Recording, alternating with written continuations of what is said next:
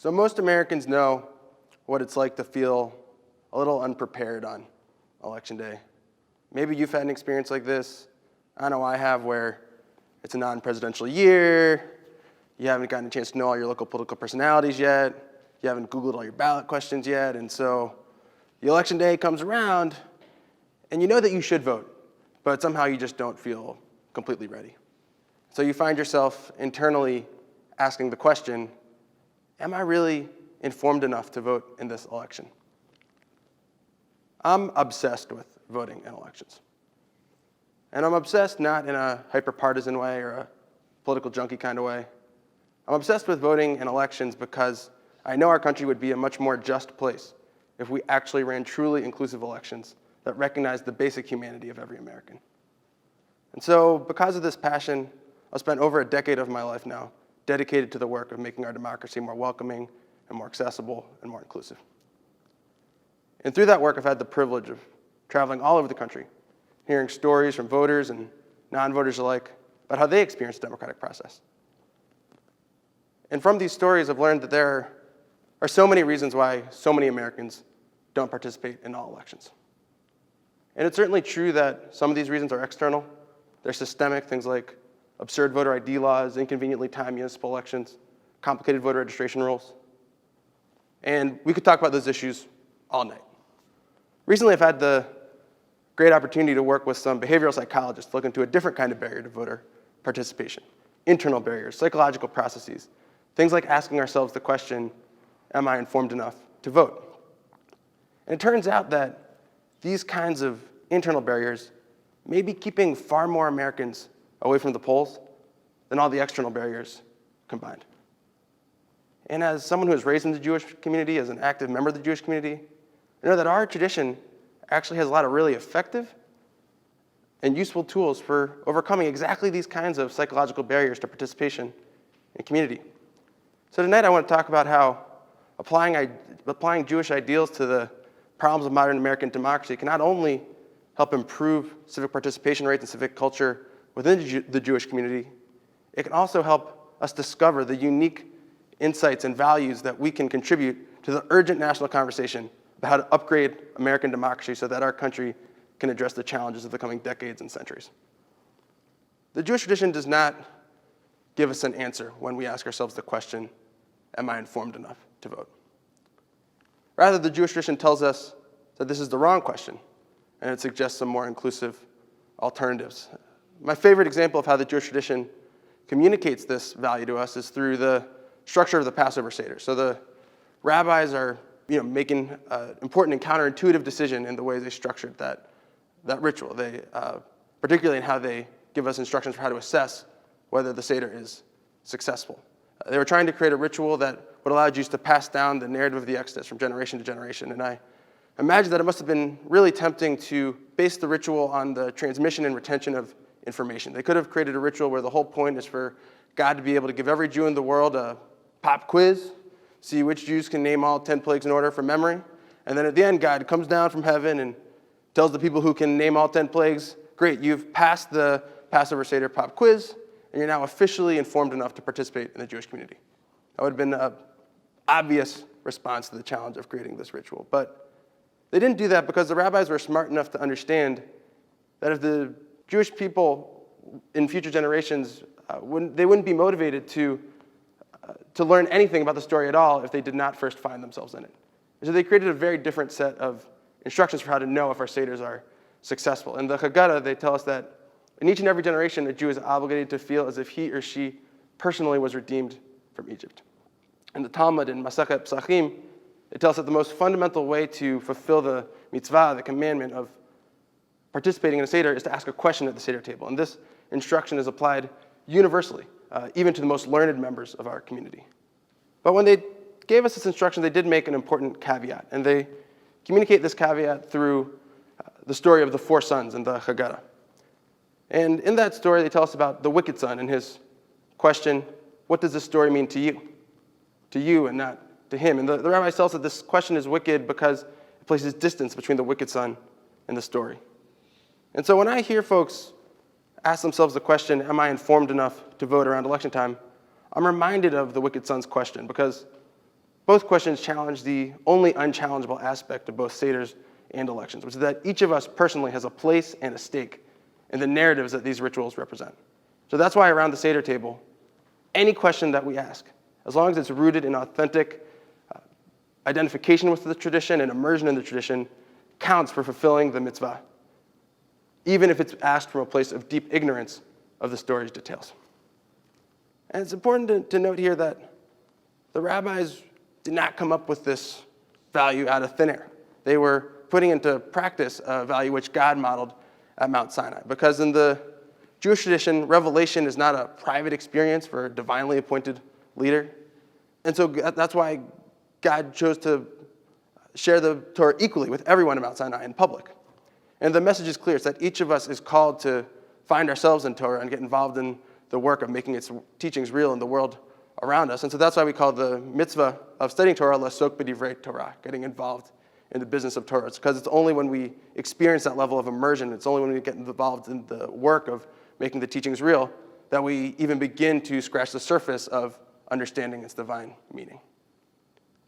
So these are the values I was raised with. And it wasn't until the summer of 2006 that I started to understand how these values are deeply connected to the problems of modern American democracy. So that summer I was a naive and slightly bold 18-year-old. I was growing up in Baltimore, Maryland, and I was looking to get involved in politics for the first time after a lifetime of Jewish education. And at that point, I didn't know very many details about the policy debates going on. I didn't know anything at all about the ins and outs, how to run a campaign. But I did have 9 years of experience in Jewish day school at Krieger Schechter. I had been through countless Shabbat services at the community congregation and had been through exactly 36 seders of experience being a youngest sibling tasked with asking the 4 questions. And so when I saw an important community conversation happening in Baltimore around the 2006 election, I assumed that my inexperience and my lack of knowledge, that wouldn't be a barrier to participating in the conversation. Indeed, because of my experience growing up in the Jewish community, I assumed that the only way I'd ever learn all those policy details and the only way I'd ever get to know how to run a campaign would be to dive right in and get immersed in the work and start the business of finding my place in the American story. And so I was delighted and pleasantly surprised when that faith was rewarded, and I met a congressional candidate who deeply inspired me, and within a few weeks I was immersed in helping lead efforts to spread our campaign message across the region to voters. But I soon learned that my experience was not the norm.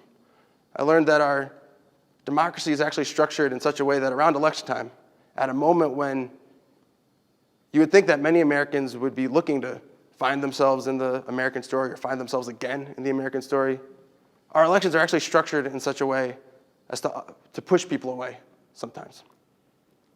And I learned this lesson when, a few months into the campaign, some friends and I started trying to advocate for an effort that would target outreach specifically to 18-year-olds, our peers at the time, who are going to be eligible to vote for the first time in that election.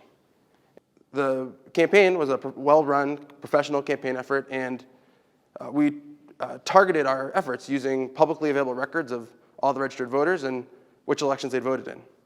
And this targeting was actually so granular that when we go out door knocking on the weekends, we would actually skip the individual doors of specific voters that these records suggested would be unlikely to turn out.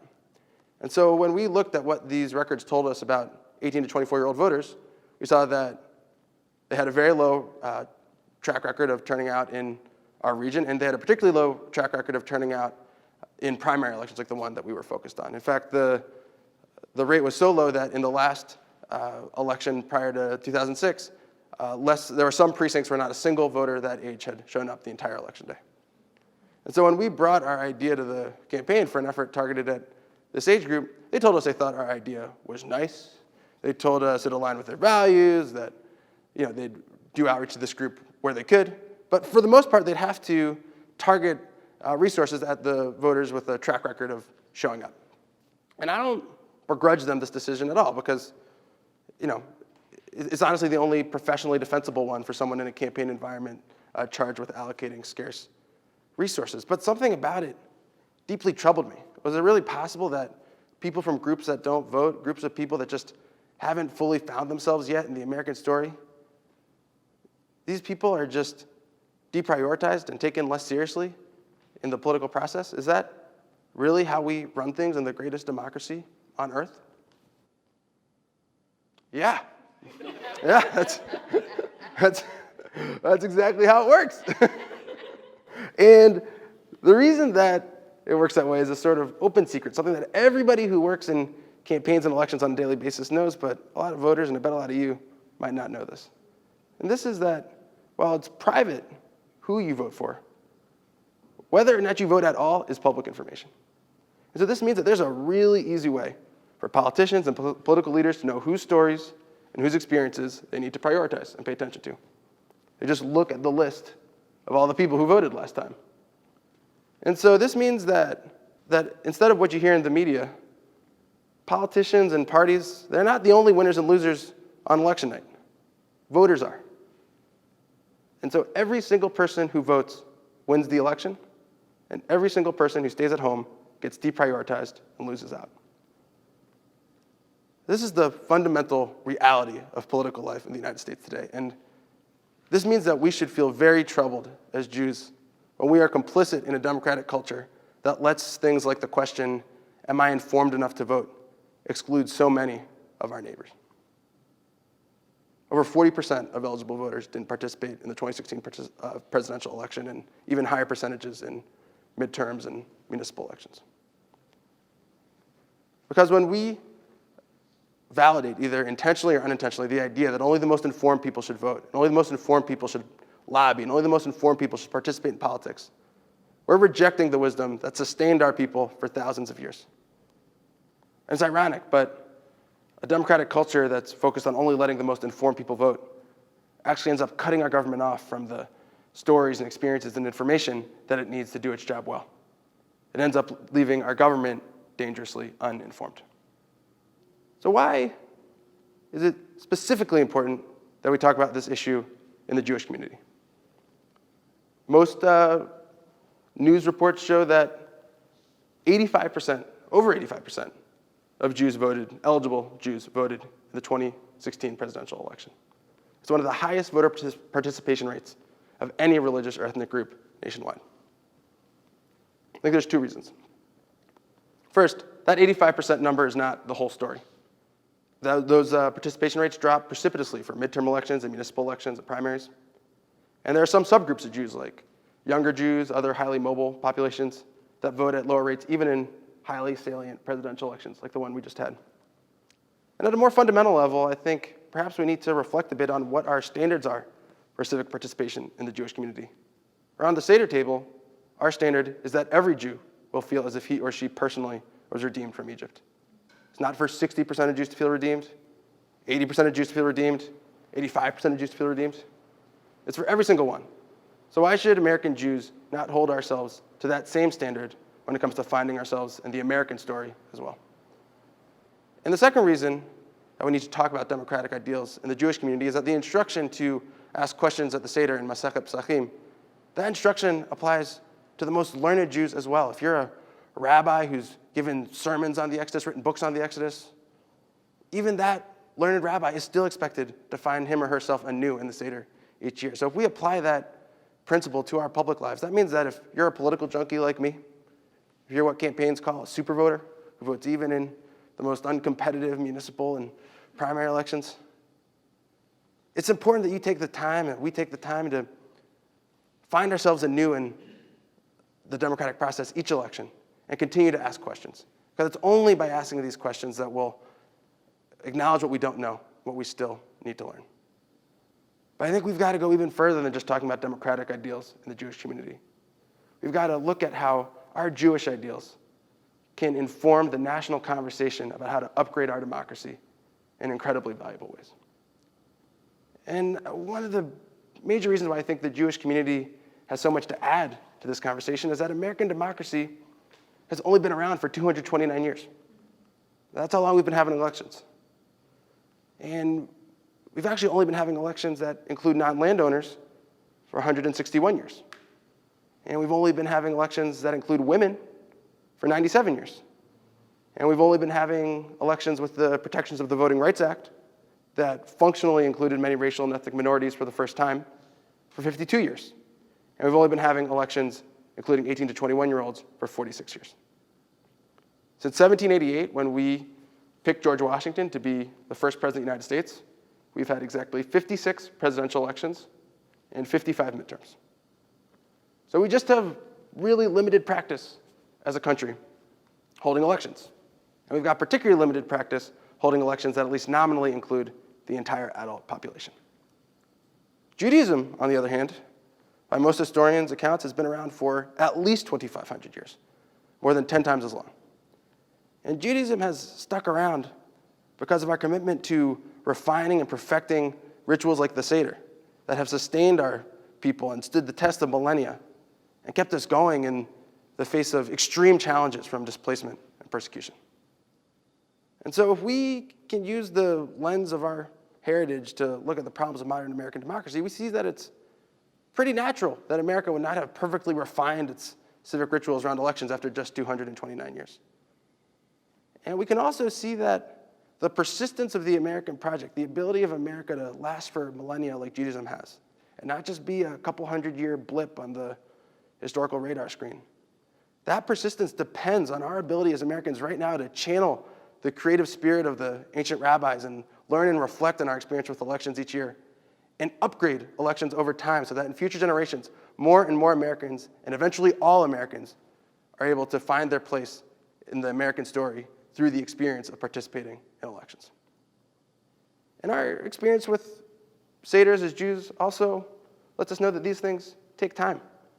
Elections are not going to become as inclusive as seders are overnight. We got the seder to the point where it is because generation after generation after generation of Jews used the ritual to learn about the story and ask questions of it and ask questions of each other and add their own perspectives so that the ritual could adapt to continue to serve the Jewish people in new contexts. And so I think that it's really important that we remember this long journey when the challenges of transforming the legal environment around elections and transforming the cultural environment around elections to make them truly inclusive seem too daunting. Yet in spite of my experience as a Jew, in spite of my knowledge of how we've built these traditions, sometimes I still feel overwhelmed. I look at, the complexities of knowing 50 states worth of election law, working with thousands of counties worth of election officials, understanding the complexities of how 300 million people with diverse cultural and political backgrounds experience one process. And it feels impossible to know it all. And so I get up in the morning, I try to go to work, go and do this detail or that detail that I need to take care of, and somehow I just don't feel ready. So even in spite of all this knowledge, I still find myself asking the question, am I really informed enough to improve our democracy? Many Jews say a little preamble before completing any mitzvah, any commandment laid out in the Torah. They say, Hineni mukhan umzuman. I am ready and able to complete the mitzvah. So that's what I'll be thinking the next time an election comes around and I haven't done as much reading or research as I'd like. I'll be honest, even democracy nerds like me sometimes end up being a little unprepared on election day. And in that moment when I might be tempted to ask myself, am I informed enough to vote today? Instead, I'll say something else. I'll say, here I am, wherever I am, however much I've been able to prepare, I am still ready to take this action and vote because our collective redemption may depend on it.